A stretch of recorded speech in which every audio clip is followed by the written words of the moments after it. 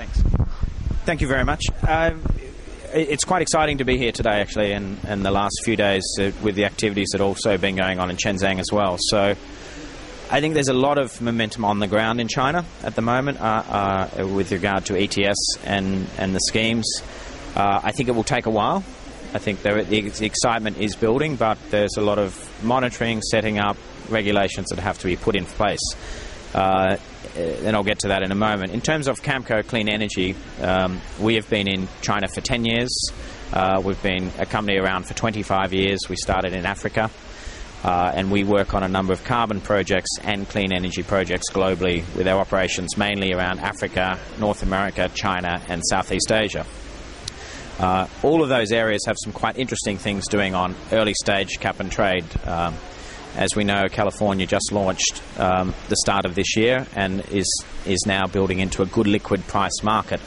I think the China schemes are further behind, and I think the session in Shenzhen on Thursday was very, very exciting in terms of their speed at which they want to go to market and the awareness and the regulations. Here, I think they've got a good body of industrials. The key industries it affects here is steel, cement, petrochemicals and ceramics, which Camco has been working on projects, 200 projects with those companies across China, including projects in Guangdong. Within the kind of work that is being done at the moment, which is a specific part of your question, there's a lot of preparatory work being done. So, as we know with cap and trade systems, you need to have good measurement, good MRV, and good records, good equipment installed. And it is a big jump from where the China industry is now. Fortunately, they have done a lot on energy efficiency in the past few years, and a lot of laws and incentives to put in energy efficiency programs. So it's not a completely new type of skill that is needed in the industry, but it is one that we require separate monitoring, measurement, quality equipment, separate records, separate understanding and teams at all of these organisations. And that's something that will take quite a while to get put in. In terms of what we are doing, we're helping those companies, which are our clients, all Chinese companies across China, mainly in the cement and steel, because the complexity about recording their emissions is quite difficult. So we have to get the monitoring going first, and maybe I can talk later, depending on your questions, on projects. There's lots of project opportunity. I don't actually think it's that different. I think, fortunately, Chinese companies have an awareness of making money in CDM. It's very clear that's why it worked. Finance drives activity. That's quite different to, say, in California and America where the companies haven't heard of this before, and it's started and they're still catching up. At least you can walk to a Chinese company and they go, I know what that's about, it's something like CDM. What that means to them now is they have a jump start. So there's two ways, or there's a way, talking to Chinese companies, I would look at it, it's a way of making money. So if they are leading their industry, they can make money out of cap and trade. Now that means they have to be the best. Those that don't do anything, it's going to be a cost, and that's the fundamentals of a cap and trade system.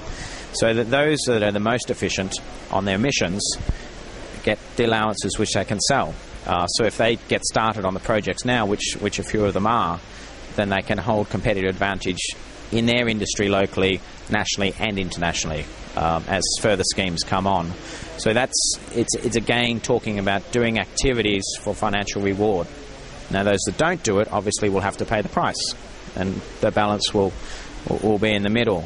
So I think whether it's CDMs, CCERs, or just emission abatement activities to reduce the number of allowance needed, it's the same activity. So the steel mills which have used CDM, we will do the same waste gas projects into energy, which then reduces their allowances, requirements for allowances. So I actually think that's quite a small step for them, and quite exciting. Personally, I think it's too early. I think the first step for Chinese corporations or corporations operating in China is to get the measurement, monitoring working, understand what allowances are about. I think the domestic offset schemes will happen quicker than they've happened in other markets because of the strength of knowledge of CDM.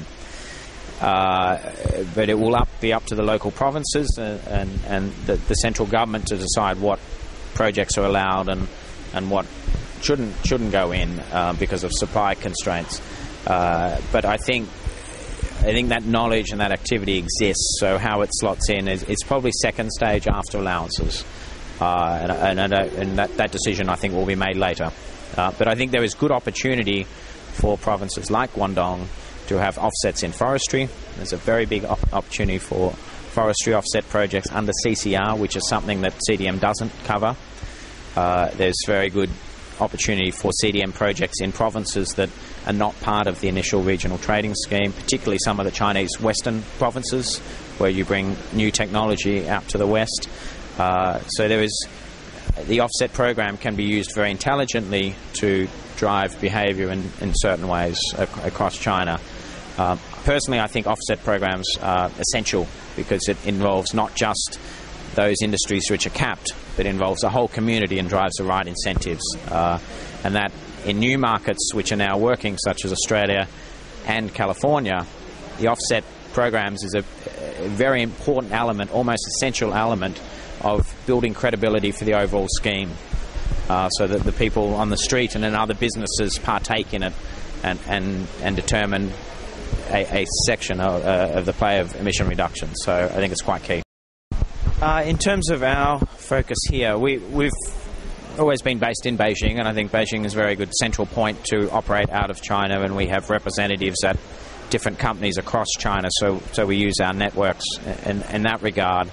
And that historically over the last 10 years has worked the best for us, so that's our model and we'll continue that. In terms of the types of projects, I think there is a complete overlap or almost complete between energy efficiency and carbon emission reduction projects. So they're waste gas, waste heat type projects, which are probably the easy wins to undertake initially.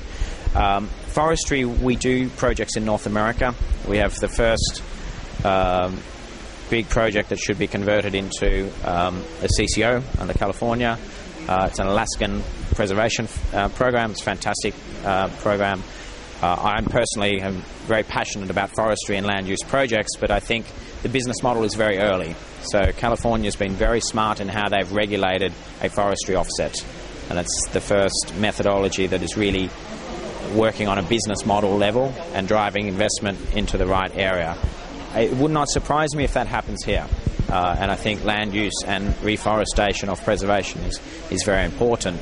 So there could be some lessons learnt from America across here, and similarly what's been done in Australia in terms of reforestation and some of the land use projects under CFI. So I think it could be definitely an area for us in this market and for the general industry, and it does make logical sense. Yes. I think it's very important, but it's very important to be done in a particular way. It's a collaborative effort, as you say, to share knowledge, and that's all it is. Each government will determine how they want their policy to work, how the regulation should work, whether that's Australia, China or America. However, it is important to be there to share knowledge of what's happened in other parts of the world, and I think that's what BPMR is doing very well. The interactions we've had at the workshops today are fantastic. There are the same issues. Cap and trade schemes are not complex. They're quite easy. So the same questions happen whether you're in Rio or California or Sydney, Australia, or Guangdong. So we must share those lessons. Personally, I think the way the industry is developing at the moment is incredibly exciting because we have a patchwork of regulations around the world. Now, it would be nice to see a global agreement under Kyoto, but you would have one agreement which then has embedded in it mistakes and positives, whereas at the moment the world has an amazing opportunity where you have parallel schemes that can learn off each other. So if you think about it, it's a competitive regulatory market which is opening up. Each can learn and each can change and adapt and learn from each other, so that over time, as we move to 2015, those systems can link more and we can probably have a much better thought through international agreement to link cap and trade globally. So I think it's very, very exciting. It's very important we don't make the same mistakes across different schemes, and that we engage with industry such as Guangdong steel mills to explain if you get ahead first, you can actually build competitive advantage. You can make your business more profitable through becoming better on your emissions. And that's what this is all about, having emissions priced into the return of the company. So if you perform better, you make a better profit for their shareholders. So it is key, and I think BPMR is a crucial part to that equation.